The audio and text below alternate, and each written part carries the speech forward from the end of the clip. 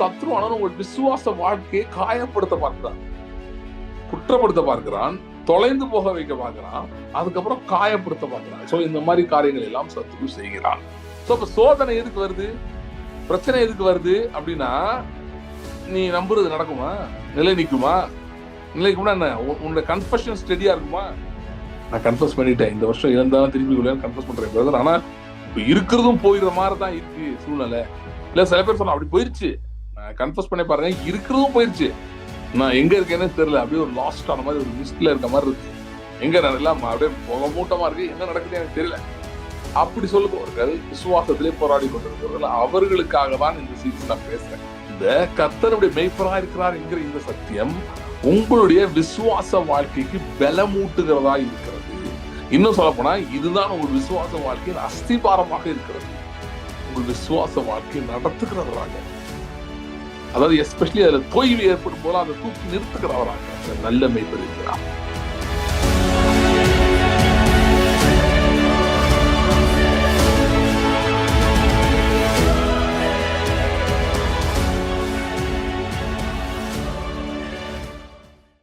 ஸ்தோத்திரம் ஆண்டவரே, thank you Lord. கர்த்தாவே, இந்த சாயங்கால நேரத்திலும் ஆண்டவரே உடைய வார்த்தையை கொண்டு எங்களோட பேச முடியாது ஜெபிக்கிறோம். யோபு சொன்னது போல, தேவரீர் சகலத்தையும் செய்ய வல்லவர், நீர் செய்ய நினைத்து தடைப்படாது என்று அறிந்திருக்கிறேன் என்று யோபு சொன்னது போல, கர்த்தாவே உடைய தடைப்படாத உடைய எண்ணத்துக்காய் ஸ்தோத்திரம், தடைப்படாத உடைய சித்தத்துக்காய் ஸ்தோத்திரம், உடைய நோக்கங்களுக்காய் ஸ்தோத்திரம். ஆண்டவரே, தடைப்படாத உடைய எண்ணங்களும் திட்டங்களும் நோக்கங்களும் தேங்க்யூ லார்ட். ஆண்டவரே, எங்கள் வாழ்க்கையிலே இந்த நாளில் உங்களுடைய வார்த்தை மூலமாக நிறைவேறும்படியா நாங்கள் ஜெபிக்கிறோம். ஆண்டவரே, எங்களோட பேசும், மனக்கண்கள் பிரகாசம் அடைவதாக, மனக்கண்கள் பிரகாசம் அடைவதாக. Thank you lord, thank you lord, thank you lord, thank you lord. Hallelujah, hallelujah, hallelujah. எங்களோட பேசும் கர்த்தருடைய ஆவியானவர் முழு ஆளுகை எடுத்துக்கொள்ளும்படியா நாங்கள் ஜெபிக்கிறோம். Thank you lord. Rabarankandur bronto rembro kente riba dara hanto riba rakdara bro ribro kodorem brenkandira handere bro kodoro brandere gadara bo urim brente riga dara branto remba kanto rubaro. Thank you Lord, thank you Lord. Rabarak kanto ribrante rebere antero rimra kante rebara. Thank you Lord, thank you Lord, thank you Lord, thank you Lord, thank you Lord, thank you Lord. Hallelujah, hallelujah, thank you Lord. இந்த நாள் நம்முடைய வார்த்தை வல்லமையாய் புறப்பட்டு வரும்படியாக ஜெபிக்கிறேன். Thank you lord, thank you Lord. இது என்ன எங்களோடு பேச சித்தமா இருக்கிறீரோ அந்த சத்தியத்துக்கு நேராக எங்களை நடத்துவீராக. கர்த்தருடைய ஆவியானவர் முழு ஆளுகை எடுத்துக்கொள்வீராக. இயேசு கிறிஸ்துவின் நாமத்தில் ஜெபிக்கிறோம் பிதாவே. எசேக்கியேல் 34 அதிகாரம், எசேக்கியேல் 34 அதுல 11 இருந்து வாசிக்கிறேன். கர்த்தராகிய ஆண்டவர் சொல்லுகிறது என்னவென்றால், இதோ நான் நானே என் ஆடுகளை விசாரித்து அவைகளை தேடி பார்ப்பேன். ஒரு மேய்ப்பன் சிதறுண்ட தன் ஆடுகளின் நடுவே இருக்கிற நாளில் தன் மந்தையை தேடிக்கொண்டிருக்கிறது போல, நான் என் ஆடுகளை தேடி மப்பும் மந்தாரமான நாளில் அவைகளை சிதறுண்டு போன எல்லா இடங்களிலிருந்து அவைகளை தப்பி வர பண்ணி, அவைகளை ஜனங்களிடத்திலிருந்து புறப்படவும் தேசங்களிலிருந்து சேரவும் பண்ணி, அவைகளுடைய சுய தேச தேவைகளை கொண்டு வந்து இஸ்ரவேல் மலைகளின் மேலும் ஆறுகள் அண்டையிலும் தேசத்தின் சகல வாசஸ்தலங்களிலும் அவைகளை மேய்ப்பேன். அவைகளை நல்ல மேய்ச்சலிலே மேய்ப்பேன். இஸ்ரவேலுடைய உயர்ந்த மலைகளில் அவைகளுடைய தொழுவம் இருக்கும். அங்கே அவைகள் நல்ல தொழுவத்தில் படுத்துக்கொள்ளும். இஸ்ரவேலின் மலைகளில் நல்ல மேய்ச்சலை மேயும். என் ஆடுகளை நான் வைத்து அவைகளை நான் மடக்குவேன் என்று கர்த்தராகிய ஆண்டவர் சொல்லுகிறார். நான் காணாமல் போனதை தேடி துரத்துண்டதை திரும்ப கொண்டு வந்து, எலும்பு முறிந்தது நான் காயம் கட்டி நசல் கொண்டதை திடப்படுத்துவேன். நியாயத்துக்கு தக்கதாய் அவைகளை மேய்த்து புஷ்டியும் பலமும் உள்ளவர்களை அழிப்பேன். கர்த்தர் என் மெய்ப்பர் அப்படின்ற நம்ம தொடர்ந்து பார்த்துட்டு இருக்கிறோம். அதனுடைய பல ஆஸ்பெக்ட்ஸ் நம்ம பார்த்துட்டு இருக்கோம் நாட்கள்ல. சோ அதை இன்னைக்கு தொடர்கிறோம். இதுல எசேக்கியேல் 34 அதிகாரத்துல இருந்து சில காரியங்கள் நம்ம பார்த்தோம். எப்படி கர்த்தருடைய மேய்ச்சல் எப்படி இருக்கிறது அப்படின்னு சொல்லி பார்த்தோம். இதுல இன்னைக்கு இதுக்குள்ள போறதுக்கு முன்பாக வாட்ஸ்அப் குரூப்ல இருக்கிறவங்களுக்கு தெரியும், ஒரு டாபிக் பத்தி ஒருத்தர் கொஸ்டின் கேட்டாரு, அதுக்கு நான் கொஞ்சம் பதில் சொல்லிட்டு இருந்தேன். அதுல அங்க டிஸ்கஷன்ஸ் எல்லாம் பார்க்கும்போது சில விஷயங்கள் நான் முன்னாடி பேசுனதை திரும்பவும் சொல்லணும்னு நினைச்சேன். குரூப்ல அதை சொல்லியிருக்கேன் இன்னைக்கு. ஏன்னா நீ காலைல ஸ்பெசிஃபிக்கா நான் அது அன்னைக்கு 2-3 days முன்னாடி அதுக்கு நான் பதிலாம் சொன்னேன். பட் நீ திரும்ப காலைல ஜெபம் பண்ணும்போது எனக்கு ரொம்ப அது எம்பசிஸ் இருந்தது. அது மட்டும் இல்ல, இந்த மாதம் வந்து ஒரு புதிய மாதத்தின் முதல் நாள்ல நம்ம இருக்கிறோம். ஸோ இந்த நாளிலும் இந்த மாதத்திலும் கர்த்தர் பொருளாதார காரியங்களை குறித்து நமக்கு சில பிரேக் த்ரூ, சில விடுதலைகளை கர்த்தர் கொடுக்க போகிறார் இந்த மாதத்துல என்று நான் நம்புகிறேன். அதனாலையும் அதை சொல்றேன். அதாவது பொதுவாக கிறிஸ்தவ சர்க்கிள்ல பாத்தீங்கன்னா நம்மளுடைய பர்பஸ், நம்முடைய நோக்கத்தை பத்தி பேசும்போது ஆத்ம ஆதாயத்தை பத்தி மட்டும்தான் பேசுவாங்க. ஸோ நம்முடைய நோக்கம் என்ன அப்படின்னா, ஆத்ம ஆதாயம் செய்யும்படிதான் கர்த்தர் நம்மை வைத்திருக்கிறார். இல்ல சபையோட நோக்கமே அதுதான் பிரைமர்லி அப்படின்னு சொல்லுவாங்க. இன்னொன்னு அதோட சேர்ந்து ஈக்குவலா சொல்லப்படுறது பாத்தீங்கன்னா, இந்த பொருளாதார காரியங்கள், ஃபைனான்சஸ் பத்தி நம்முடைய தேவைக்கு ஓகே, தேவைக்கு அதிகமாலாம் வந்து யோசிப்பதை வந்து யோசிப்பதையோ இல்ல சிந்திப்பதையோ அதை பத்தி அதுக்கான முயற்சி எடுப்பதை பற்றியோ அவ்வளவு என்கரேஜ் பண்ண மாட்டாங்க. ஏன்னா என்ன சொல்லுவாங்கன்னா, நமக்கு ஆத்ம ஆதாயம் தாங்க முக்கியம், சோல்ஸ் முக்கியம், சர்ச்சு முக்கியம், அதெல்லாம் முக்கியம், நம்ம பேராசைப்படக்கூடாது, அந்த மாதிரிலாம் பேசுவாங்க. ஸோ ஒரு ஒரு அளவோட நிறுத்திக்கணும், அந்த மாதிரி பொருளாதாரத்தை பற்றி சொல்லுவாங்க. ஆனா the light of the gospel, சுவிசேஷத்தின் வெளிச்சம் என்ன காட்டுகிறது நமக்கு அப்படின்னா, பொருளாதார காரியம், ஐஸ்வர்யம் என்பது பணம் அல்ல, ஐஸ்வர்யம். ஐஸ்வர்யம் என்பது அது ஆட்டுக்குட்டியானவருடையது, அவருக்கே உரியது என்று வெளிப்படுத்தும் விஷயம் 5ஆம் அதிகாரத்துல அவங்க பாடுறாங்க. துதியும் கனமும் வல்லமையும் அதுல வந்து ஐஸ்வர்யமும் அப்படின்னு வருது. ஐஸ்வர்யம் உமக்கே உரியது அப்படின்னு சொல்றாங்க, ஆட்டுக்குட்டியானவருக்கே அப்படின்னு சொல்றாங்க. அது அது அவரே அதை பெற பாத்திரராக இருக்கிறார் என்று சொல்கிறார்கள் அந்த மூப்பர்கள் எல்லாம் பாடும்போது. சோ ஐஸ்வர்யம், இந்த பூமியின் ஐஸ்வர்யம் என்பது ஒரு சுதந்திரிக்கப்பட வேண்டிய ஒன்று, கிறிஸ்துவுக்காக சுதந்திரிக்கப்பட வேண்டிய ஒன்றாக இருக்கிறது. சோ அது இத வந்து இந்த போக்கஸ் வந்து மறந்துடக்கூடாது. நம்ம நிறைய நேரம் பொருளாதாரத்துக்கு ஜெபம் பண்ணும்போது, அதை பற்றி யோசிக்கும் போது நம்முடைய தேவைகளை பற்றி நம்ம யோசிக்கிறோம். நம்முடைய தேவை என்ன, அதுக்கேற்றாலும் நம்ம யோசிக்கிறோம். அது ஒன்றும் தவறு இல்லை. ஆனா அதோடு நின்று விடக்கூடாது. நம்ம தேவைகள் சந்திக்கப்பட்டுருச்சு, நமக்கு ஓரளவு மீட் அவுட் ஆயிடுச்சு அப்படின்னா அதோடு நின்று விடக்கூடாது. நம்ம இன்னும் ஆழமாக அதை குறித்து ஜெபிக்க வேண்டும். தேவன் நம்மை ஐஸ்வர்யத்தை கொடுக்க விருப்பமுள்ளவராக இருக்கிறார். ஏனென்றால் பூமியில் உள்ள ஐஸ்வர்யம் அது தேவனுடையது. அதனாலதான் அவங்க கிறிஸ்துவுக்குரியதுன்னு சொல்லி பாடுறாங்க. அந்த கிறிஸ்துவுக்குடைய அந்த ஐஸ்வர்யம் அது கிறிஸ்துவனுடையது. அது எப்படி கிறிஸ்துவண்டை கொண்டு போகிறோம் அப்படின்னா, நாம் தான் அதை கொண்டு போகிறோம். ஏன்னா பூமியில நம்மை தான் வைத்திருக்கிறார் இல்லையா? சோ நம் மூலமாக நாம் இந்த ஐஸ்வர்யத்தை பெற்றுக்கொள்ளும் போது அதை நாம் கிறிஸ்துவுக்காக, ஏன்னா கிறிஸ்துவண்டை அது அது கிறிஸ்துவுடையதாய் மாறுகிறது. ஓகே, தேவனுடையது நம்முடையது, நம்முடையது தேவனுடையது. சோ 2 பேரும் ஒரு அக்ரிமெண்ட் வராங்க. நீங்க என்னோடதெல்லாம் உனக்கு, உன்னோடதான் எனக்கு, நம்ம 2 பேரும் ஒண்ணுக்குள்ள ஒண்ணு அப்படின்னு அக்ரிமெண்ட் வந்தாங்கன்னா அதுல ஒருத்தருக்கு சொந்தமான அது ஆட்டோமேட்டிக்கா அடுத்தவருக்கு சொந்தமாயிடும். அதே போலதான் ஐஸ்வர்யத்தை நீங்கள் சம்பாதிக்கும் போது, ஐஸ்வர்யம் உங்களுக்கு பெருகும் போது அது கிறிஸ்துவுடையதாய் மாறுகிறது. ஒரே ஒரு விஷயம், நம்ம இருதயம் ஐஸ்வர்யத்தின் மேல இல்லாம கிறிஸ்துவின் மேல இருக்கணும். அதவே எப்படி கண்டுபிடிக்கலாம்னா, ஓரளவு பணம் வந்தனே போதும், அந்த நமக்கு ஓரளவு போதுமான பணம் வந்துருச்சு, நம்மளுடைய நம்மளுடைய ஃபியூச்சருக்கோ நம்மளுடைய எதிர்காலத்துக்கு எல்லாம் தேவையானதெல்லாம் வந்துருச்சு, நமக்கு நம்ம லைஃப் செக்யூர் ஆயிடுச்சு அப்படின்னு நினைக்கிறோம்னாலே நம்ம இருதயம் பணத்துல இருக்குன்னு அர்த்தம், நம்ம அதை நம்புகிறோம் அர்த்தம். அவர் trust is in money. But வந்து நமக்காக இல்ல, ஐயோ எனக்கு பத்தாது, இன்னும் பத்தாது, இன்னும் பத்தாது, அந்த ஆட்டிடியூட் இல்ல. இவ்வளவு ரூபா இருக்கு, ஆனா ஒருவேளை இன்னும் ஏதாவது எமர்ஜென்சி பிரச்சனை வந்தா என்ன பண்றது, அதுக்காக இன்னும் வேணும், அப்படி இல்ல. நான் கிறிஸ்துவனுடையவன், இவைகளெல்லாம் கிறிஸ்துவுடையது, கிறிஸ்துவுக்காக சுதந்திரிக்கப்பட வேண்டியது.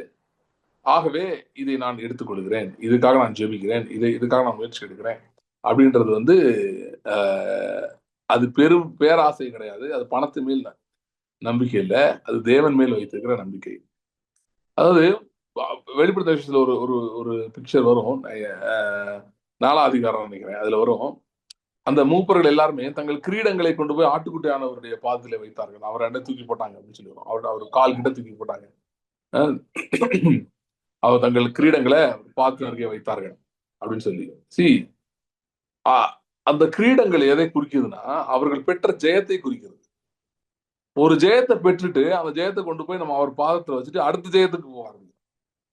ஏன்னா யோசுவாட்ட கத்த சொன்னது போல இன்னும் சுதந்திரிக்க வேண்டிய இது ஏராளம் இருக்குன்ற மாதிரி பூமி அது நிறைவும் உலகமும் அதில் உள்ள குடிகளும் கர்த்தருடையது. அதை மறுபடியும் அவர் கையில போய் கொடுக்கறதுல ஒரு பெரிய வேலை நமக்கு இருக்கு. சோ அதனால ஒரு லிமிட் வைக்காம தாண்டி நாம் செல்ல வேண்டும். நீங்க சொல்லலாம் பிரதர், நீங்க பேசுறதுல எனக்கு எந்த ரெலவன்ஸும் கிடையாது. ஏன்னா எனக்கு வந்து ரொம்ப கஷ்டப்பட்டு இருக்கேன், எனக்கு பொருளாதாரம் ரொம்ப மோசமா இருக்கு, எனக்கு ஒண்ணுமே இல்லை அப்படின்னு சொல்லி.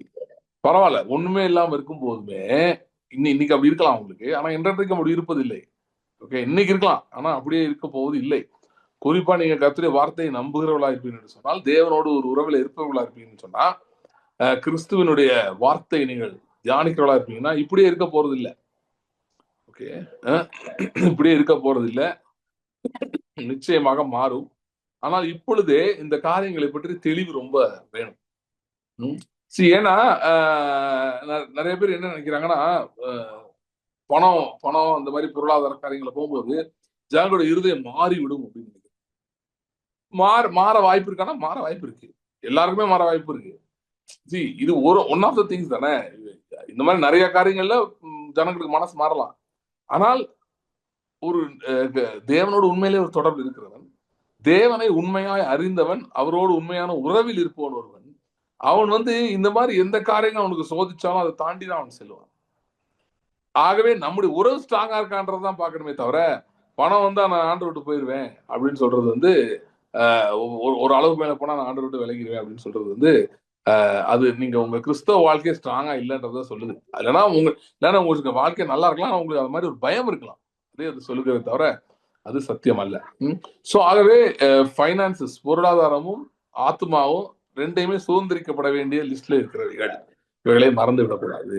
ஏன் இதை சொல்றேன்னா, நீங்கள் ஒரு பொருளாதார நெருக்கடியிலோ இல்ல பொருளாதாரத்துல அடுத்த லெவல் போறதுக்கான ஒரு கொஸ்டின் இருக்கும் போதோ பிசாசு உங்களை வஞ்சிக்காமல் இருக்க முடியும். எல்லாவற்றுக்கும் மேலாக பொருளாதாரத்தை பற்றி சரியான தேவனுடைய பார்வை உங்களுக்கு இருக்கணும், உங்க இருதயம் கரெக்டா இருக்கணும். அப்படின்னா கர்த்தருடைய வார்த்தை அதிகமாக தியானியுங்கள். Spend more time with the word. கர்த்தருடைய வார்த்தை அதிகமாக தியானியுங்கள். அதை பத்தி உங்களுக்கு இன்னும் தியானிக்க தெரியல, ஆண்டவர்கிட்ட கேளுங்க. ஆண்டவரே, என்னால தியானிக்க தெரியல, எனக்கு தியானிக்க முடியல, எனக்கு உதவி செய்யுங்க, உங்களுடைய பாதையில நடத்துங்கன்னு சொல்லுங்க. கர்த்தர் உங்களுக்கு நம்முடைய ஞானத்தை கொடுத்து உங்களை நிச்சயமாய் நடத்துவார். ஒருவேளை அந்த மெசேஜ் எல்லாம் பார்க்காதவங்க, நான் பேசுனது குரூப்ல, வாட்ஸ்அப் குரூப்ல இருக்கு, தயவுசெய்து பாருங்க. மற்றபடி யூடியூப்ல பார்க்கிறவர்கள் வாட்ஸ்அப் குரூப்ல ஜாயின் பண்ண விரும்புனீங்கன்னா அதற்கான லிங்க்கும் நாங்கள் கொடுக்குறோம், எங்களை தொடர்பு கொள்ளுங்கள். எப்படி ஜாயின் பண்றது என்ற காரியத்தையும் நாங்கள் சொல்லுவோம். சரி, ஏன்னா அதுல சம்டைம்ஸ் இந்த மாதிரி டிஸ்கஷன்ஸ்லாம் வரும். நான் இன்னொன்னு என்ன நினைச்சேன்னா, அதை பார்த்த பிறகு நிறைய பேருக்கு நிறைய கேள்விகள் இருக்கு. But maybe question answer session நான் முதவே சொல்லிடுறேன், ஈவினிங்கே நான் சொல்லிடுறேன், நான் மத்தியானமே போட்டுறேன், இன்னைக்கு Q&A செஷன் இருக்குன்னு சொல்லிடுறேன். அப்படின்னா அந்த மாதிரி டைம்ல நீங்கள் கேள்விகள்லாம் கேட்டீங்கன்னா கொஞ்சம் நல்லா இருக்கும். தயவுசெய்து யாரும் தப்பா எடுத்துக்காதீங்க. நீங்க கேள்வி கேட்கறதுலாம் ஒன்றும் தப்பு இல்லை. நீங்க உங்களுக்கு என்ன கேள்வி நீங்க கேட்கறதுனாலே ஒன்றும் தப்பாலாம் யாரும் எடுத்துக்க மாட்டோம். அதனால வந்து உங்களுக்கு இந்த கேள்விகளை கேளுங்க. அதே மாதிரி உங்களுக்கு சில மாறுபட்ட கருத்துக்கள் இருந்தாலும் அது நீங்க சொல்றது ஒன்றும் அதனாலே ஒன்றும் பிரச்சனை கிடையாது. நம்ம எல்லாம் கிறிஸ்துவுக்குள்ள இருக்கிறோம், ஆகவே மாறுபட்ட கருத்துக்கள் உங்களுக்கு இருக்கு அப்படின்னா அதை சொல்லுங்க, நான் இப்படி நினைக்கிறேன் அப்படின்னு சொல்லுங்க. அது குறித்து எங்கள்கிட்ட வேற விளக்கம் இருந்தாலும் இல்ல வேற பதில் இருந்தாலும் அதையும் நீங்க கேட்டுக்கொள்ளுங்கள். அதுக்கப்புறம் நீங்க ஜெபித்து எது ரைட்டுன்னு பார்த்து நீங்க முடிவு எடுத்துக் கொள்ளுங்க. சோ மற்றபடி ஒரு ஒரு சில காரியங்களை இதெல்லாம் வந்து சப்ஜெக்ட்ஸ் எல்லாம் பாத்தீங்கன்னா கிறிஸ்தவ உலகத்திலே அவ்வளவு தெளிவு இல்லாத சப்ஜெக்ட்ஸ். ஆகவே எல்லாருக்கும் எல்லாமே கரெக்டான வியூல இருக்கும்லாம் சொல்ல முடியாது. நம்ம எல்லாருமே வளர்ந்து கொண்டிருக்கிறோம், புதிய காரியங்களை கற்றுக்கொண்டிருக்கிறோம், கற்றுக்கொண்டு அந்த ப்ராசஸ்ல இருக்கிறோம். ஆகவே வித்தியாசமான இடத்துல ஒருத்தர் இருக்கலாம். நமக்கு நடந்த அனுபவங்கள், நம்ம வாழ்க்கையில் போன பாதைகள், இதெல்லாம் வச்சு நம்ம சில காரியங்களை பார்க்கும்போது நமக்கு வித்தியாசமான பெர்ஸ்பெக்டிவ் இருக்கலாம். ஆனால் கர்த்தருடைய வார்த்தையின் வெளிச்சத்தை பார்க்கும்போது நாம் சரியான பார்வையை எடுத்துக்கொள்ள முடியும். ஆகவே எல்லாத்துக்கும் மேலாக ஜபத்தோடு கர்த்தருடைய வார்த்தையை தியானிப்பதை ரொம்ப முக்கியமானதாக பாருங்க. ஏன்னா இந்த மாதிரி சப்ஜெக்ட்ஸ் எல்லாம் வந்து நமக்கு தெளிவு ஏற்பட வேண்டும்னா அதுதான் ஒரே வழி. சரி, சோ இந்த 34 அதிகாரத்திலே நாம் சில வசனங்களை வாசித்தோம். இந்த வசனங்கள்ல அதாவது 34 அதுல வந்து 7வது சாரி எத்தனாவது வாசித்தோம்? ஓகே, 11ல இருந்து வாசித்தோம். 34 11ல இருந்து வாசித்தோம். 11ல இருந்து 16 வரை வாசித்தோம். சரியா? சோ இதுல மெயினா வந்து ஒரு மெய்ப்பனுடைய கேர், ஷெப்பர்ட்ஸ் கேர், ஒரு மெய்ப்பனுடைய எப்படி ஆடை குறித்து கவலைப்படுகிறார், ஆடை குறித்து அவர் பரிதவிக்கிறார், எப்படி ஆடுக்கு அவர் உதவி செய்யறாரு, என்னெல்லாம் அப்படி செய்யறாரு என்பதெல்லாம் வந்து இங்க இருக்கு. இதுல நான் ஒரு குறிப்பிட்ட பெர்ஸ்பெக்டிவ்ல பேச விரும்புகிறேன். உங்களுக்கு தெரியும், எத்தனை பேருக்கு ஞாபகம் தெரியல, இதை நான் ஆரம்பிக்கும் போது நான் ஒரு குறிப்பா ஒன்று சொல்லிட்டு ஆரம்பிச்சேன், ஒரு பெர்ஸ்பெக்டிவ் சொல்லிட்டு ஆரம்பிச்சேன். இந்த சீரிஸ் ஏன் இப்ப பேசுறேன் அப்படின்றதுக்கு ஒரு ஒரு இன்ட்ரடக்ஷன் மாதிரி கொடுத்தேன். முத மீட்டிங்ல சொன்னேன்னு நினைக்கிறேன். இந்த கர்த்தரன் மெய்ப்பர் என்கிற சத்தியம் ஏன் முக்கியம்? ஓகே, இல்லைன்னா இது மற்ற எந்த சத்தியத்தோடு எப்படி, இது மற்ற சத்தியங்களோடு எப்படி தொடர்பில் இருக்கிறது என்பதை குறித்து ஒன்று சொன்னேன். அதாவது இதுக்கு முன்னாடி நான் பேசின சீரிஸ் வந்து நம்ம பார்த்துட்டு இருந்தது வந்து இல்லாதவள் இருக்கிறது போல அழைக்கிறவர், அழைப்பது எப்படி, இல்லாதவள் இருக்கிறது போல அழைக்கிறது எப்படி அப்படின்னு சொல்லி, அந்த இல்லாத இருக்கிறது போல அழைப்பது, அப்புறம் அதை எப்படி அழைப்பது அப்படின்னு சொல்லி அந்த விசுவாச வாழ்க்கையை பற்றின ஒரு மெயின் சீரிஸ். அது நான் பேசிட்டு இருந்தேன். அது பேசிட்டு இருக்கும்போது அதுலயே இந்த ஒரு ஒரு மெசேஜ் பேசினேன். என்ன நடக்குதுன்னா, நீங்கள் தெரிந்து கொள்ளுங்கள், விசுவாச வாழ்க்கையில நீங்கள் சில காரியங்களை குறித்து விசுவாசத்திலே செயல்பட ஆரம்பிக்கும் போது, விசுவாசத்திலே நீங்கள் செயல்பட ஆரம்பிக்கும் போது, விசுவாச வாழ்க்கையிலே ஜெயம் பெறும்படி, விசுவாச வாழ்க்கையே இப்ப இல்லாதது இருக்கிறது போல் அழைக்கும்படி, அது உங்களுடைய ஒரு தனிப்பட்ட பிரச்சனையா இருக்கலாம், குடும்பத்தில் இருக்கிற பிரச்சனையா இருக்கலாம், உங்க வேலையில் இருக்கிற ஒரு பிரச்சனையா இருக்கலாம், இல்ல உங்க சரீரத்தில் இருக்கிற வியாதி சம்பந்தப்பட்ட காரியமா இருக்கலாம், இல்லைன்னா ஏதோ ஒரு நன்மை, இல்லாத நன்மையா இருக்கலாம். அந்த நன்மையை நீங்கள், ஆனா உங்களுக்கு அது தேவை, ஒரு அவசியமா இருக்கிறது, ஆனா உங்கள்கிட்ட அது இல்லை, அதை நீங்கள் வரவழைக்கிறீர்கள். ஸோ இப்படி விசுவாசத்தின் பல ஆஸ்பெக்ட்ஸ், அதாவது ஒன்னு டிஃபென்சிவ் சப்ஜெக்ட்ஸ் இருக்கு, அப்புறம் கோயிங் ஆன் தி அஃபென்ஸ், அதாவது முன்னோக்கி செல்கிற சப்ஜெக்ட்ஸ் இருக்கு. சரியா? இல்ல, சில காரியங்கள் வாழ்க்கை இருக்கக்கூடாது, இல்ல வரக்கூடாது என்று ஜெபிக்கிறோம். சில காரியங்கள் நன்மைகள் வர வேண்டும் என்று ஜெபிக்கிறோம். ரெண்டுமே, அதாவது இன்னைக்கு தீமை இருக்கிற மாதிரி இருக்கு, அந்த இருக்கிற தீமையை இல்லாததாய் மாற்றுவது எப்படி அப்படின்றது ஒரு போக்கஸ். அப்புறம் இல்லாத நன்மையை இருக்கிற நன்மையாய் மாற்றுவது எப்படி அப்படின்னு நம்ம இந்த விசுவாசத்திலே முயற்சி எடுக்கும் போது, விசுவாச வாழ்க்கையில முயற்சி எடுத்து நம்ம போகும்போது, சத்ருவானவன் நமக்கு எதிராக பலவிதமான பிரச்சனைகளை கொண்டு வர பார்க்கிறான். அவன் கொண்டு வருகிறதுல ஒண்ணு என்ன, ஒரு மெயினா என்ன அப்படின்னு சொல்லி பாத்தீங்கன்னா, அவன் நம்முடைய மனதிலே குற்ற உணர்வை கொண்டு வர விரும்புகிறான், நம்மை குற்றப்படுத்த விரும்புகிறான். சரியா? குற்றப்படுத்தி எப்படியாவது அந்த விசுவாச வாழ்க்கையிலிருந்து நம்மை நிறுத்திவிட வேண்டும் என்று நினைக்கிறான். குற்றப்படுத்துகிறதுனா, நீங்க ஒரு ஏதோ பயங்கரமான பாவம் செஞ்சுட்டீங்க அப்படின்னு செய்யணும்னு தேவையில்லை. குற்றப்படுத்துறதுன்னா என்னன்னா, உங்கள் விசுவாச பயணத்தையே கேள்வி கேட்க வைப்பான், அதையே ஒரு குற்றமாக்கிடுவான். இதெல்லாம் தேவையா? எதுக்கு இதெல்லாம் ஜபிக்கணும்? இல்லாதது இருக்கிறது போல எதுக்கு அழைக்கணும்? அதெல்லாம் வராது, அது ஒண்ணும் இல்ல. நீ வந்து ஒரு 3 மாசம் வேஸ்ட் பண்ணிட்ட, 1 வருஷம் வேஸ்ட் பண்ணிட்ட, 6 மாசம் வேஸ்ட் பண்ணிட்ட, இதுக்கெல்லாம் எதுக்கு ஜபிக்கணும்? எதுக்கு இப்படி ஜெபம் பண்ணிட்டு இருக்க? இது ரொம்ப தேவை. இதெல்லாம் நடக்குமா? நடக்காது. நடக்காத ஒண்ணு, இல்லாத ஒரு வழி சொல்றதுன்னு சொல்லுவாங்களா, அந்த மாதிரி நீ பண்ணிட்டு இருக்க. இப்படி பண்ணிட்டு இருக்கும், இப்படி நீ செய்யறதுனால இப்படி தேவையில்லாம நேரத்தை வீணாக்குற, தேவையில்லாத காரியங்களை செய்யற, அதனால வந்து நீ தவறா இருக்கிற அப்படின்னு ஃபைனலா அந்த இடத்துக்கு வரும். இது உனக்கு தேவையில்லை, உன்னால இதெல்லாம் செய்ய முடியாது, உன்னுடைய சத்துக்கு உன்னுடைய திராணிக்கு இதெல்லாம் அப்பாற்பட்டது, இதெல்லாம் உன்னால செய்ய முடியாது, எதுக்குதுன்னு சொல்லி இது இப்படிப்பட்ட ஒரு குற்றப்படுத்துகிற ஒரு உணர்வு இருக்கு. இன்னொன்னு என்னன்னு பாத்தீங்கன்னா, அதை பத்தி சொல்றேன், என்னென்ன பிரச்சனைகள் வச்சு பாத்துறோம். இன்னொன்னு பாத்தீங்கன்னா, இவர் இங்க பேசும்போது 12 பாருங்களேன், ஒரு மெய்ப்பன் சிதறுண்ட தன் ஆடுகள் நடுவே இருக்கிற நாளில் தன் மந்தையை தேடிக்கொண்டிருக்கிறது போல, நானே நாடுகளை தேடி மப்பும் மந்தாரமான நாளே அவர்களை சிதறண்டு போன எல்லா இடங்களிலும் அவர்களை தப்பி வர பண்ணி. அதாவது இன்னொன்னு என்ன பண்றான் அப்படின்னு பாத்தீங்கன்னா, பிசாசானவன் அவன் நம்முடைய இந்த விசுவாச பயணத்திலே வி காட் லாஸ்ட்னு சொல்றோம், உடஞ்சு போயிட்டீங்க, எங்கேயோ ஆரம்பிச்ச, எங்கேயோ போயிட்டு இருக்க, ஒண்ணுமே நடக்கிற மாதிரி தெரியல, ஏதோ எல்லாம் பிரம்மையில இருக்க மாதிரி இருக்கு, இப்படி எல்லாம் அவன் சொல்லுகிறான். சோ குற்றப்படுத்துறான் சொன்னேன். ரெண்டாவது என்ன பண்றான்னா, இங்க சொல்லி இந்த மாதிரி சிதறுண்டு போற மாதிரி, make you move away from your target, make you feel as if you moved away from the target. நீங்க வந்து எங்க போகணுமோ அங்க போகாம எங்கேயோ போயிட்டு இருக்கீங்க, நீங்க யூ லாஸ்ட் த வே அப்படி சொல்லி, you are not near, anywhere near, நீ அந்த இதுக்கு கிட்டக்கே இல்ல அப்படின்னு சொல்லி சிதறுண்டு போயிட்ட, நீ காணாம போயிட்ட அப்படின்ற மாதிரி சொல்றது. இன்னும் பாத்தீங்கன்னா, அடுத்து பாத்தீங்கன்னா 16 பாருங்க, நான் காணாமல் போனது தேடிடுறாரு. அடுத்து என்ன சொல்றாரு? துரத்துண்டதை திரும்ப கொண்டு வந்து, எலும்பு முறிந்ததை காயம் கட்டி நசல் கொண்டதை இடப்படுத்துவேன்.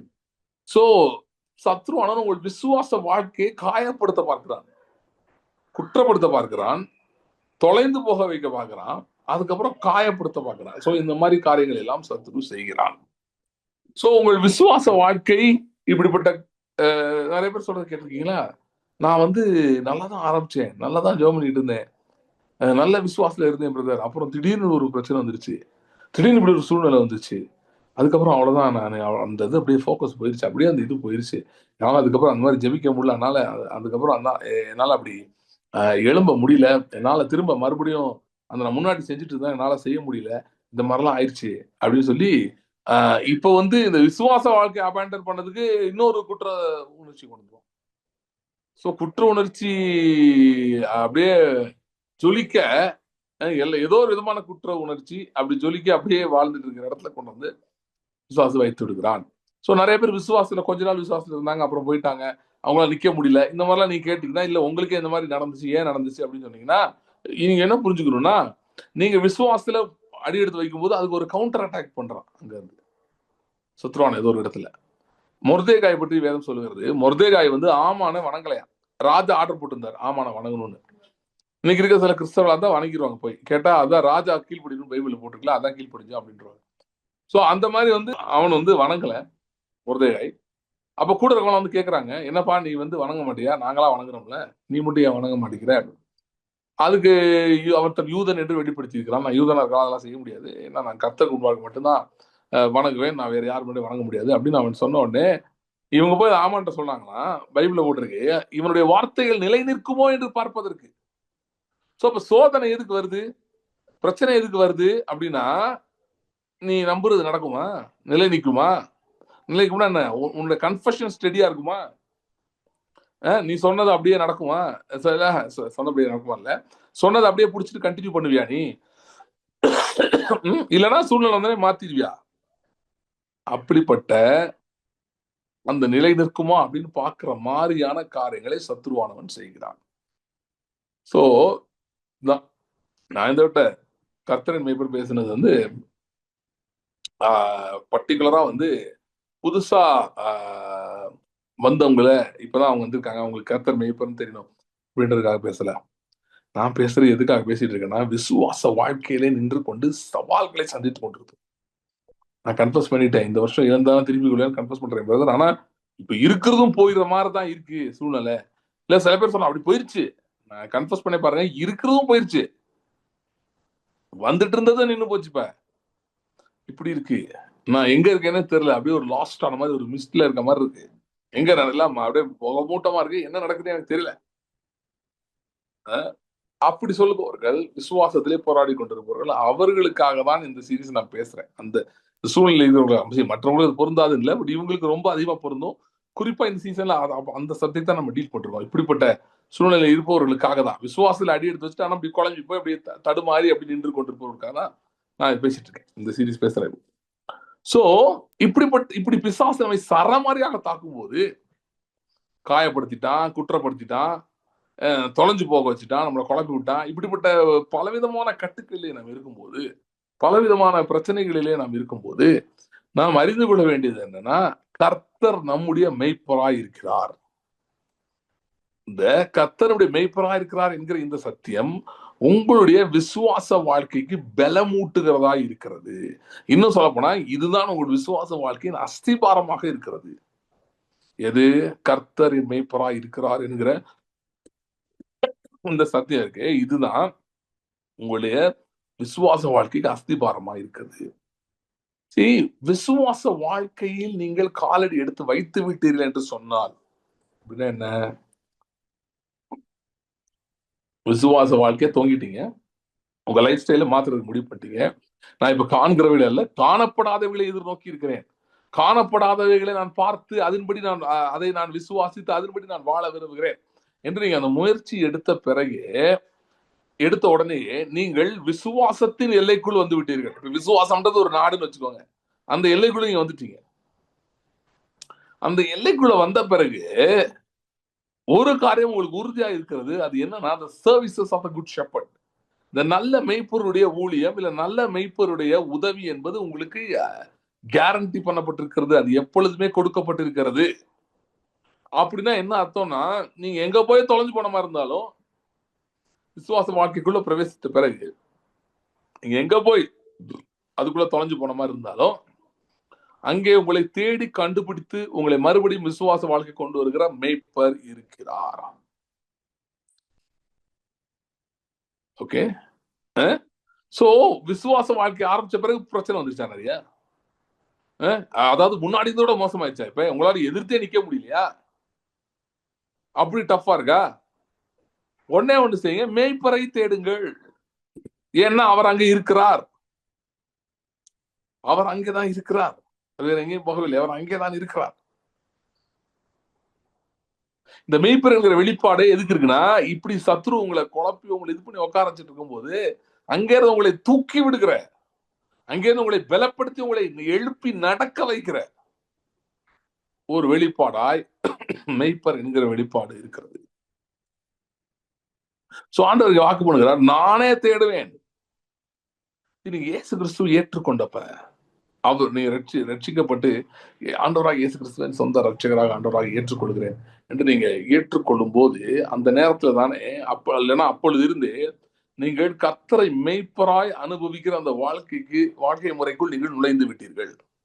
You entered into a lifestyle where you can call God Abba Father, call God your shepherd.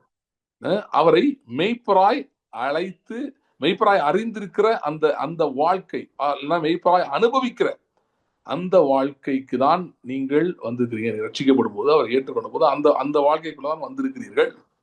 அவரை மெய்ப்பராய் அனுபவிக்கிற வாழ்க்கை. அந்த மேய்ப்பர் அப்படின்றது இட்ஸ் லைக் என்ன சொல்றது, ஒரு இன்சூரன்ஸ் பேக்கேஜ் மாதிரி. உங்க ஃபெய்த் லைஃபுக்கு த ஷெப்பர்ட்ன்ற அந்த dimension or revelation of God, தேவனை பற்றிய வெளிப்பாடு, தேவன் தன்னை ஒரு மெய்ப்பராய் வெளிப்படுத்துவது என்பது உங்கள் விசுவாச வாழ்க்கையினுடைய இன்சூரன்ஸா இருக்கு. அதனால நான் ரொம்ப தைரியமா உங்களுக்கு நான் சொல்லுகிறேன், ரொம்ப கான்பிடன்ஸோட சொல்றேன். என்ன சொல்றேன்னா, விசுவாச வாழ்க்கையை ஒர்க் ஆகலன்னு சொல்றீங்களா? அந்த மாதிரிதான் இருக்கு. நானும் எவ்வளவு ட்ரை பண்ணி தான் பாக்குறேன், எதுவும் நடக்கிற மாதிரி தெரியல. அறுவடையும் வரமாட்டேங்குது, ஒன்னும் வரமாட்டேங்குது, ஜெபத்துக்கு பதில் கூட வரமாட்டேங்குது. அப்படி இருக்கு, நான் எங்கேயோ தப்பா போயிட்டனோ அப்படின்ற மாதிரி இருக்கு. I think I got last somewhere அப்படின்லாம் சொல்றீங்கன்னா, don't worry, the shepherd is there. மெய்ப்பர் இருக்கிறார், அவர் இருக்கிறார். ஆகவே உங்கள் விசுவாச வாழ்க்கை தடம் புரண்டு போக வாய்ப்பே இல்லை. இன்னைக்கு ஒருவேளை உங்களுக்கு தெரிஞ்சிருக்கலாம், தோணலாம், என்னோட விசுவாச வாழ்க்கை அப்படியே போச்சுங்க, நின்றுச்சுங்க, அப்படியே ஆஃப் ஆயிடுச்சுங்க, அப்படியே ஸ்டக் ஆயிடுச்சுங்கன்னு சொல்லி. No no no, it is very much alive. அது ஜீவனோடு இருக்கிறது. ஏன்னா இது நீங்க ஒரு தடவை எடுக்கிற தீர்மானத்தை பொறுத்து இருக்கு. தீர்மானம் எடுத்துட்டீங்க, ஆண்டவரை விசுவாசிக்க வேண்டும், அவரை ஏற்றுக்கொள்ள வேண்டும், விசுவாச வாழ்க்கையை தொடங்க வேண்டும், நீங்கள் தீர்மானம் எடுத்துட்டீங்க. அந்த தீர்மானம் எடுத்தனுடைய விளைவா உங்களுக்கு தொடர் பாதுகாப்பு, தொடர் வழி நடத்துதல். நீங்க எங்க தப்பி போனாலும் உங்களை மறுபடியும் கரெக்டான வழியிலே கொண்டு வந்து வைக்கிற அந்த மெய்ப்பனுடைய சத்தம், தேடி அலைந்து வந்து கண்டுபிடிக்கிற மெய்ப்பனுடைய சத்தம், காயங்களை கட்டுகிற மெய்ப்பனுடைய சத்தம், காயங்களை கட்டி உங்களை சுகப்படுத்துகிற அந்த மெய்ப்பனுடைய கிருபை, இது எல்லாம் உங்களுக்கு இருக்கிறது. நீங்கள் அதற்குள்ளே தான் இருக்கிறீர்கள். இப்ப நான் சொல்றது உங்களுக்கு எப்படி இருக்குன்னு எனக்கு தெரியல. நீங்க சொல்லலாம், பிரதர் எனக்கு எவ்வளவு பிரச்சனை இருக்குன்னு உங்களுக்கு தெரியாது, இல்ல ஆண்டவர் வேற அங்கதான் இருக்காருன்றீங்க, எங்க இருக்க மாதிரி தெரியலையே. இல்ல, மெய்ப்பரா அவர் இருக்கிறார், அவர் உங்களோடயே இருக்கிறார். மோசே மூலமாக யோசுவாவுக்கு சொல்லப்பட்டது, தேவனாய் கர்த்தர் உன்னோடு இருக்கிறார், அவர் உன்னை விட்டு விலகவும் மாட்டார், கைவிடவும் மாட்டார். உங்க சூழ்நிலைக்கு தான் சொல்றேன், இருக்கிற இடத்துல தான் சொல்றேன். இருக்கிற இடத்துல, இந்த குழப்பத்தின் இடத்துல அவர் அங்கேதான் இருக்கிறார். Is right there. எதுக்கு இருக்கிறார்? மெய்ப்பராய் தன்னை வெளிப்படுத்தும்படியாக இருக்கிறார். ஒரு மெய்ப்பன் எப்படி ஆடுகளுடைய தேவைகளை எல்லாம் சந்திக்கிறானோ அப்படி அவர் இருக்கிறார். தேடி வந்து கண்டுபிடிக்கிறவர், தேடி வந்து கண்டுபிடிக்கிறார், தேடி கண்டுபிடிக்கிறார். யோவான் 21ஆம் அதிகாரம் படிச்சு பாத்தீங்கன்னா, அங்கே பேதுரு மற்ற சீஷர்கள் 2-3 பேர் சேர்ந்து என்ன பண்றாங்கன்னா, மறுபடியும் மீன் பிடிக்க போலான்னு போறாங்க. ஏன் மறுபடியும் மீன் பிடிக்க போனாங்க அப்படின்னா, இப்ப இயேசு உயிரோடு எழுதிச்சிட்டாரு, 1 தடவை தரிசனம் ஆயிருக்காரு அவங்களுக்குலாம். ஆனா அடுத்து என்னன்னு தெரியல, அவங்களுக்கு ஒரு மாதிரி கன்ஃபியூஷன் ஆயிடுச்சு. அதர்வைஸ் இது மறுபடியும் மீன் பிடிக்க போறாங்கன்றது எனக்கு இந்த விசுவாச வாழ்க்கை ஒரு 2 ஸ்டெப் கீழே இறங்கிட்டாங்க. ஏன்னா என்ன பண்ணன்னு தெரியல, நல்லா தான் ஆரம்பிச்சாங்க. ஆனா இப்ப இயேசு சிலுவையில் அரைஞ்சிட்டாங்க, அவர் வந்தாரு போனாரு, ஆனா அடுத்து கான்கிரீட்டா ஒன்றும் தெரியல. So they got last. என்ன பண்ணாங்க? திபேரியா கடற்கரை போய் மீன் பிடிக்க போறேன்னு சொல்லி மீன் பிடிக்க போறாங்க. மீன் பிடிக்க போனா அவர்கள் இரவெல்லாம் பிரயாசம் எடுத்து ஒண்ணுமே ஆகப்படல. காலையில இயேசு அங்கே கரையில வந்து இருக்கிறார். இவங்க அவரை கூப்பிடல, அவரே வந்துட்டார். விசுவாச வாழ்க்கையை தொடங்கி ஸ்ட்ரகிள் பண்றதுக்கு ஒவ்வொரு கவனம் நான் பேசுகிறேன். இப்பொழுது பார்த்துட்டு இருக்கவங்க, ஆண்டவருடைய சந்திப்பை நீங்கள் பெறப்போகிறீர்கள். You're going to have the visitation of God. எப்படிப்பட்ட விசிட்டேஷன், எப்படிப்பட்ட சந்திப்பு? மேய்ப்பராய் நீங்கள் அவரை அறிகிற, மேய்ப்பராய் நீங்கள் அவரை அனுபவிக்கிற அந்த சந்திப்பு. மேய்ப்பராய் அனுபவிக்கிற சந்திப்பு. நீங்க சொல்லலாம், இல்ல எனக்கு வந்து பயங்கர மோசமா இருக்கு சிச்சுவேஷன். இல்ல இல்ல இல்ல, மெய்ப்பராய் நீங்கள் கண்டிப்பாக அனுபவிக்க போகிறீர்கள். தேடி தேடி வர்றாரு. தேடி வந்து அவங்க போய் நைட்டு ஃபுல்லா மீன் பிடிக்கிறாங்க, ஒன்றும் கிடைக்கல. கடற்கரையிலே அவர் உட்கார்ந்து இருக்கிறார். இவர்களுக்காக வந்து இவர்களை பார்த்து சந்திக்கிறார். சந்தித்தவர்களை கூப்பிடுகிறார். கூப்பிட்டு இந்த மெய்ப்பரா அப்படி வெளிப்படுத்துறாரு பாருங்களேன். வந்தோடனே அவங்களுக்கு சாப்பிடாதா இருக்கான்னு கேட்கிறாரு. இல்ல ஒன்றும் இல்லைன்றாங்க.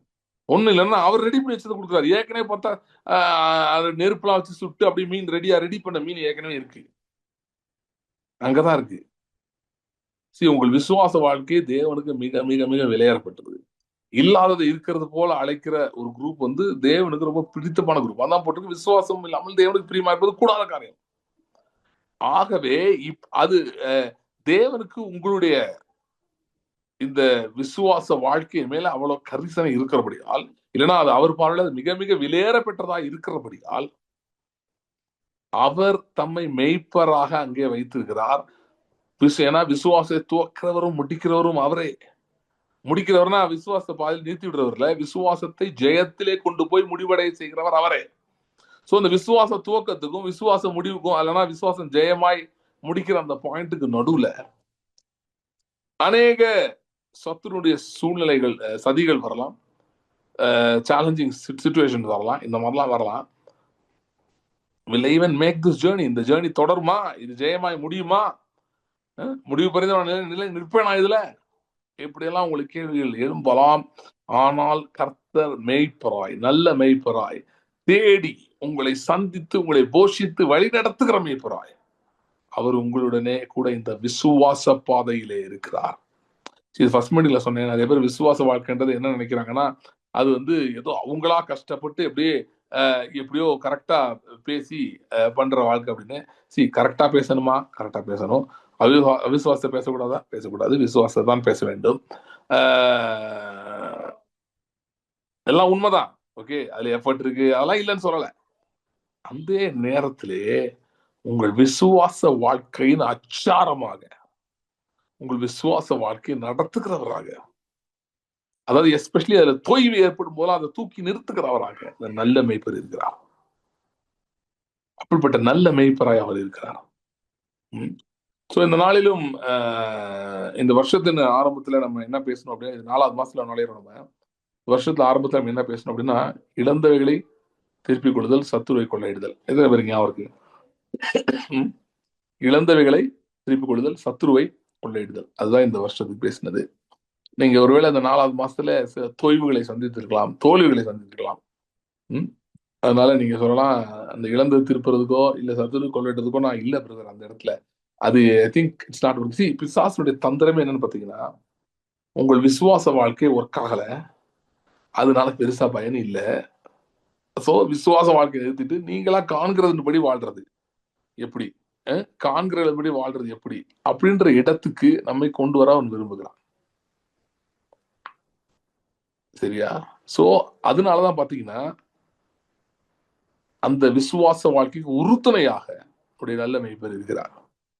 சோ இந்த வருஷம் ஆரம்பித்தவங்க கரெக்டா சொல்லி ஆரம்பிச்சவங்க, ஒருவேளை எனக்கு எந்த அறிகுறியும் தெரியல, எனக்கு ரொம்ப கஷ்டமா இருக்குது, விசுவாச வாழ்க்கையே அப்படியே ஸ்டக்கான மாதிரி இருக்கு அப்படின்னா, ஒரு 2 காரியம். முதலாவது, உங்களை நான் ஜெபிக்க போறேன். அதுக்கு முன்பாக ஒன்று சொல்லுகிறேன். கர்த்தரை மேய்ப்பராய் அறிந்து கொள்ளும்படி ஆண்டவர்கிட்ட கேளு. ஆண்டவரே, உண்மை நான் மெய்ப்பராய் அனுபவிக்கணும். நான் இதை வந்து உங்களுக்கு கரெக்டா கன்வே பண்றேன்னு எனக்கு தெரியல. நான் ஜெபிக்கிறேன், கர்த்தருடைய ஆவியானவர் உங்களுக்கு புரிய வைப்பாருன்னு சொல்லி.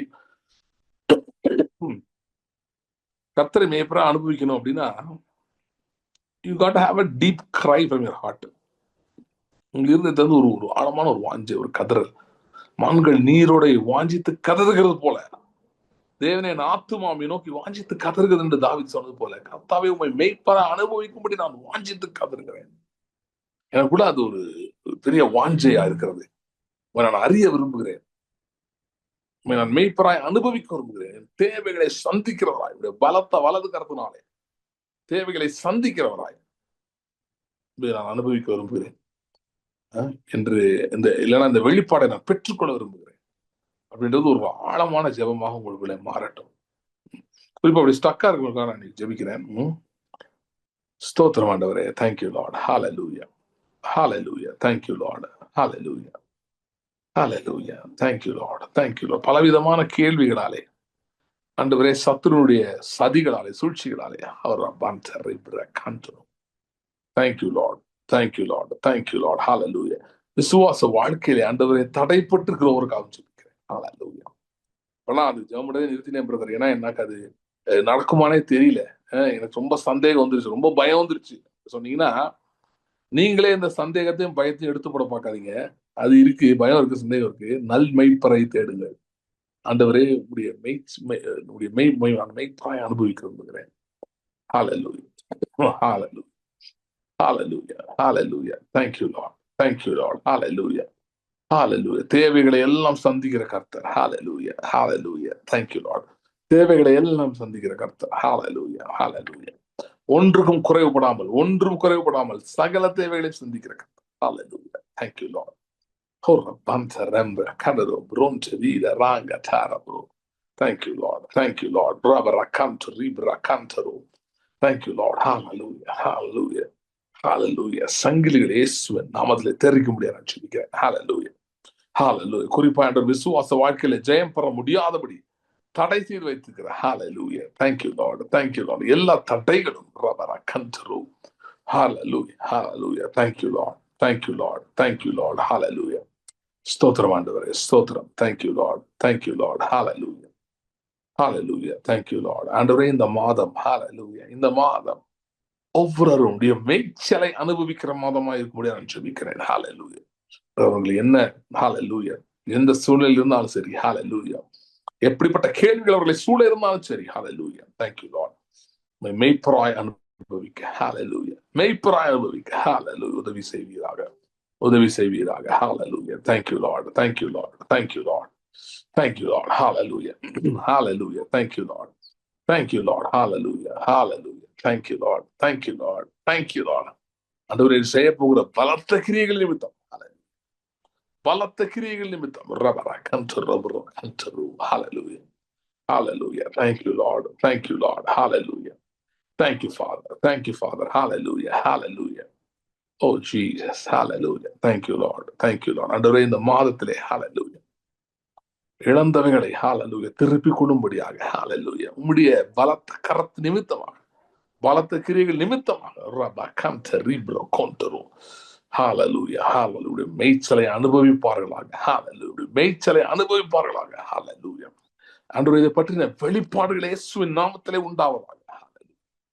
Thank you Lord, thank you Lord, thank you Lord. விசுவாச வாழ்க்கை மறுபடியும் ஜீவன் பெறட்டும், உயிர் பெறட்டும். Hallelujah. Thank you Lord, thank you Lord. Hallelujah, hallelujah. Thank you Lord, thank you Lord. Hallelujah, thank you Lord, thank you Lord. Hallelujah. அதே போல ஆண்டவரே எல்லா விதமான குற்ற மனசாட்சினாலே பாதிக்கப்பட்டிருக்கிறார் ஜெபிக்கிறேன். Hallelujah, thank you Lord.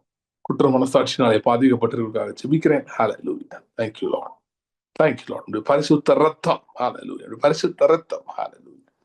Thank you Lord, thank you Lord. Hallelujah. அவர்கள் மனதிலே காணப்படுகிற எல்லா விதமான hallelujah accusing voices, விசுவாசத்துக்கு எதிரான அந்த குற்றப்படுத்துகிற எல்லா வாய்ஸஸ் hallelujah, சத்தங்கள் hallelujah. ஓ விசுவாசம் ஒன்றதுக்கு லாய்க்கு இல்ல, நீ ஜெயிக்க மாட்ட, நீ கன்ஃபஸ் பண்ணதான் உனக்கு நடக்காது என்று சொல்லுகிற அந்த சத்தங்கள் hallelujah, இயேசு கிறிஸ்துவின் நாமத்திலே உங்களுடைய ரத்தத்தின் வல்லமையினாலே ஒன்றுமில்லாமல் போக முடியாது.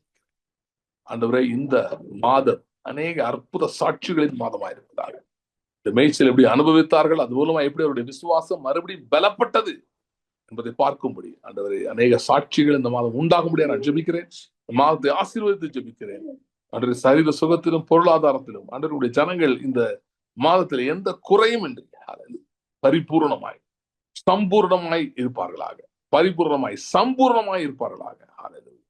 Thank you lord, thank you lord. அவருடைய கருத்தில் ஒப்பு கொடுக்கிறோம், தொடர்ந்து வழி நடத்தும். ஹalleluya. Thank you Lord, thank you Lord, thank you Lord. Hallelujah, hallelujah. Thank you Lord, hallelujah, hallelujah. Thank you Lord, thank you Lord. Hallelujah, thank you Father. Hallelujah.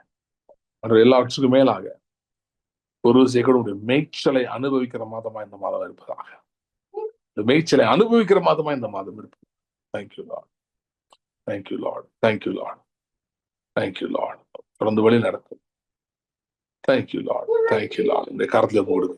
Thank you Lord, thank you Lord, thank you Lord. இந்த மாதத்தின் குறிப்பாக ஒரு விஷயம் கூட நாங்கள் அந்த middle ஈஸ்ட்ல இருக்கிறதுக்காக ஜெபிக்கிறேன். Thank you Lord, thank you Lord. அது மட்டுமல்லாமல் ஆண்டவரே, இந்த சூழ்நிலைகள் நிமித்தமாக, யுத்த காரியங்கள் நிமித்தமாக அன்சர்டனிட்டி இருக்கிற ஒவ்வொருக்காகவும் ஜெபிக்கிறேன். கர்த்தாவே, நீர் நல்ல மெய்ப்பர், எங்கள் தேவைகளை எல்லாம் சந்திக்கிறவர், வறட்சியான காலங்களிலும் எங்கள் எலும்புகளை நினைவுள்ளதாக்குகிறவர்கள். அப்படியே உடைய ஆச்சரியமான அற்புதமான ப்ரொவிஷன்ஸ், ஒத்தாசைகள் இயேசுவின் நாமத்திலே வந்து சேரும்படியா நான் ஜெபிக்கிறேன். Thank you lord. இயேசுவின் நாமத்திலே வந்து சேர்வதாக எல்லா விதமான உதவிகள், ஒத்தாசைகள். Thank you lord, thank you lord, thank you lord. வருவதாக, எதிர்பாராத இடங்களில் நன்மைகள் வருவதாக. ஒருவேளை எதிர்பார்த்த இடங்கள், யூசுவலா நடக்கிற இடங்களிலே தடைப்பட்டிருந்தால் புதிய கதவுகள், புதிய வாசல்கள் திறப்பதாக. அன்று இவர்களோடு இருக்கிறீர், இவர்களை விட்டு விலகவில்லை, கைவிடவில்லை என்பதை இவர்கள் அறியத்தக்கதாக, இவர்கள் விசுவாசம் பலப்படத்தக்கதாக பலத்த கிரியைகள் உண்டாயிருக்க ஆசீர்வாதம் வழி நடத்தும். இந்த கரத்திலே போடுக்கிறோம், இயேசு கிறிஸ்துவின் நாமத்தில் ஜெபிக்கிறோம் பிதாவே. ஆமென், ஆமென், ஆமென். Thanks for joining. Thank you. See you in the next meeting.